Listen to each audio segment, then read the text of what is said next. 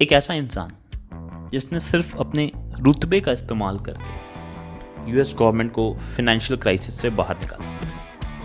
पहली बार सन 1885 में और दूसरी बार 1907 में।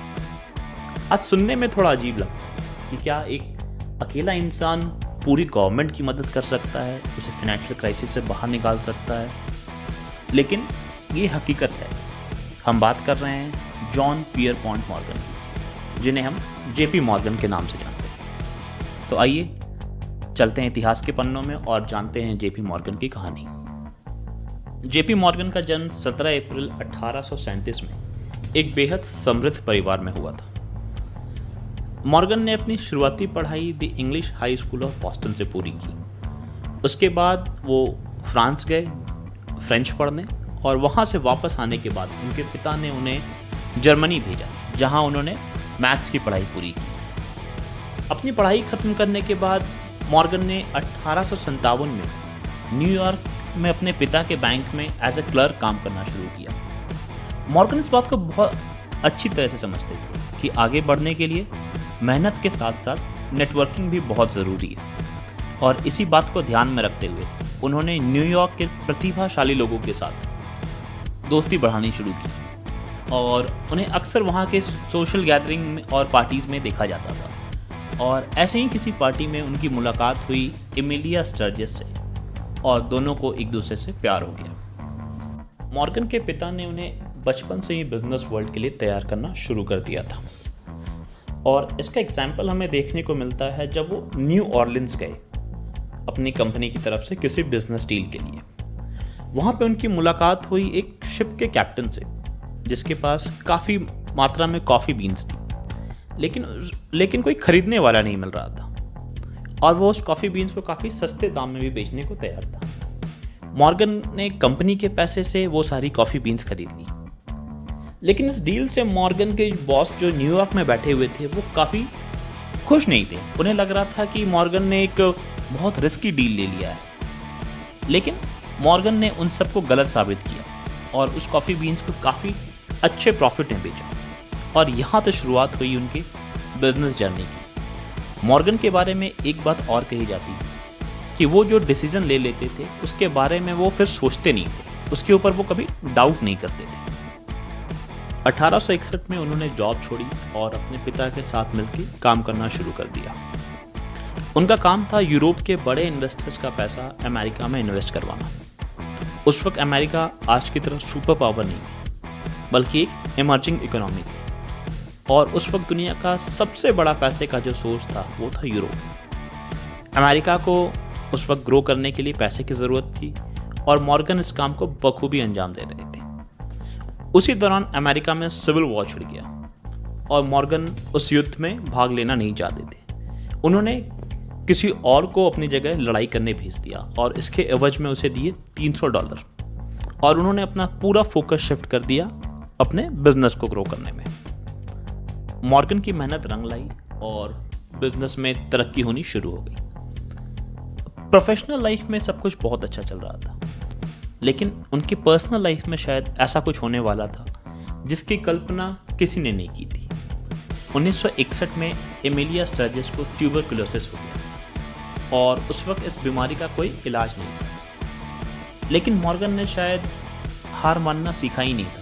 उन्होंने एमिलिया से शादी की और उन्हें लेके वो एल्जियस चले गए, इस उम्मीद के साथ कि शायद वहाँ उनका बेहतर इलाज हो सके, लेकिन किस्मत को कुछ और ही मंजूर था। शादी के 4 महीने बाद एमिलिया का देहांत हो गया, और इस घटना ने उन्हें बिल्कुल अंदर तक तोड़ के रख दिया। कुछ समय बाद वो न्यूयॉर्क वापस आए और अपने काम में लग गए।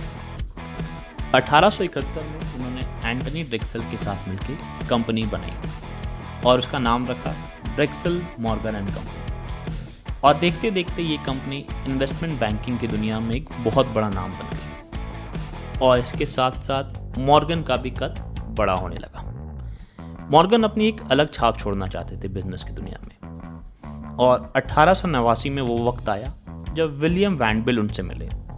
उनके पास न्यूयॉर्क सेंट्रल रेलवे के 2.5 लाख शेयर थे, जिसे वो बेचना चाहते थे। लेकिन इतने बड़े शेयर ट्रांजैक्शन से मार्केट में उथल पुथल मच सकती थी। मॉर्गन ने वो चैलेंज एक्सेप्ट किया और अपनी काबिलियत का परिचय देते हुए पूरे 2.5 लाख शेयर बेच दिए और शेयर मार्केट पे इसका कुछ खासा फर्क भी नहीं पड़ा। ये डील उनके लाइफ की टर्निंग पॉइंट साबित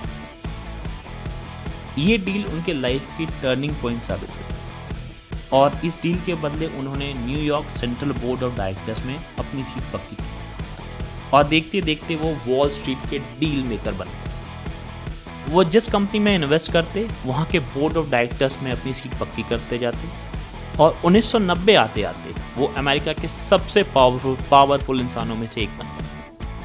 उनकी पावर का अंदाजा सिर्फ इस बात से लगाया जा सकता है कि रेल रोड के बिजनेस में 1/3 हिस्सा उनके कंट्रोल में था और डायरेक्टली और इनडायरेक्टली वो अमेरिका के बिजनेस हाउसेस को कंट्रोल कर रहे थे।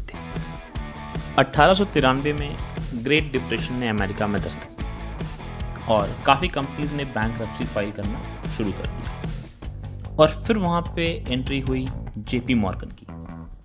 उन्होंने डूबती हुई कंपनीज को रीऑर्गेनाइज किया और काफ़ी कंपनीज पे अपना कंट्रोल कर लिया और यहाँ पे एक नया टर्म इजाद हुआ, मॉर्गेनाइजेशन।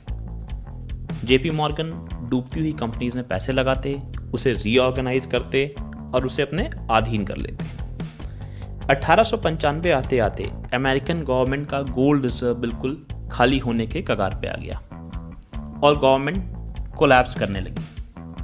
उस वक्त अमेरिका में कोई सेंट्रल बैंक नहीं हुआ करती थी और वहाँ पे फिर आगे आए जेपी मॉर्गन। उन्होंने अमेरिकन और यूरोपियन इन्वेस्टर का एक ग्रुप बनाया जो कि अपना सोना डायरेक्ट गवर्नमेंट को बेचेंगे और उन लोगों ने मिलके 3.5 मिलियन आउंस गोल्ड गवर्नमेंट को बेचा और अमेरिका की कोलैप्स होती हुई इकोनॉमी को बचाया। इस डील के बाद अमेरिका के लोग 2 खेमों में बट गए जेपी मॉर्गन को लेकर। एक खेमा उन्हें बहुत बड़ा देशभक्त बता रहा था, देश को संकट से बाहर निकालने वाला बता रहा था, और दूसरा खेमा जो ये कह रहा था कि मॉर्गन ने गवर्नमेंट को मैनिपुलेट किया और इसके एवज में मोटी कमीशन ली। अब सच्चाई चाहे जो भी हो, पर ये तो ज़रूर था कि मॉर्गन ने अमेरिका को फाइनेंशियल क्राइसिस से बाहर निकाल दिया था और इसके साथ ही उनका कद और भी ऊंचा हो गया था। मॉर्गन हमेशा छोटी छोटी कंपनीज को मर्ज करके बड़ी कंपनी बनाने में भरोसा रखते थे, जिसमें से कुछ प्रमुख कंपनी के नाम हैं general electronics, international harvester, AT&T, जिसे मॉर्गन ने बाकी कंपनीज के साथ मर्ज करके बनाया। उसके बाद बारी आती है विश्व की पहली $1 बिलियन कंपनी बनने की, जब उन्होंने कार्नेगी स्टील को खरीदा और बाकी स्टील कंपनीज के साथ मर्ज करके बनाया यूनाइटेड स्टेट स्टील कॉरपोरेशन, जो बनी दुनिया की पहली $1 बिलियन कंपनी और इसके साथ अमेरिका के 60 से 70% स्टील बिजनेस पे मॉर्गन की मोनोपोली हो गई। उसके बाद मॉर्गन ने 2 रेल रोड कंपनीज को मर्ज करके अमेरिका की सबसे बड़ी रेल रोड कंपनी बनाई और उसका नाम रखा नॉर्दर्न सिक्योरिटीज। 1907 में अमेरिका में फिर से फाइनेंशियल क्राइसिस आई और इस बार इसकी शुरुआत हुई बैंकिंग सिस्टम के फेल होने से। बैंक का फेल होना हमेशा पैनिक क्रिएट करता है और यही हुआ अमेरिका में। एक के बाद एक बैंक्स फेल होते चले गए और यूएस गवर्नमेंट ने फिर उस इंसान की तरफ देखा जिसने पिछली क्राइसिस में उनकी मदद की, जेपी मॉर्गन। मॉर्गन ने यूनाइटेड स्टेट्स के बैंकर्स की एक मीटिंग बुलाई और उन सब से इस क्राइसिस से बाहर निकलने के लिए $25 मिलियन का बेल आउट पैकेज मांगा। पूरी रात डिस्कशन करने के बाद बैंकर्स के पास मॉर्गन की बात मानने के अलावा कोई चारा नहीं था, क्योंकि जेपी मॉर्गन को कोई भी नाराज़ नहीं करना चाहता था और मॉर्गन ने एक बार फिर देश को फाइनेंशियल क्राइसिस से बाहर निकाल दिया था। तो ये कहानी थी उस इंसान की जिसने अमेरिका के बिजनेस पे एक छत्र राज किया और देश का सबसे पावरफुल इंसान बन गया, जॉन पियरपॉन्ट मॉर्गन, यानी जेपी मॉर्गन। अगर आपको हमारा ये वीडियो पसंद आया तो इसे लाइक करें, शेयर करें और हमारे चैनल को सब्सक्राइब करें।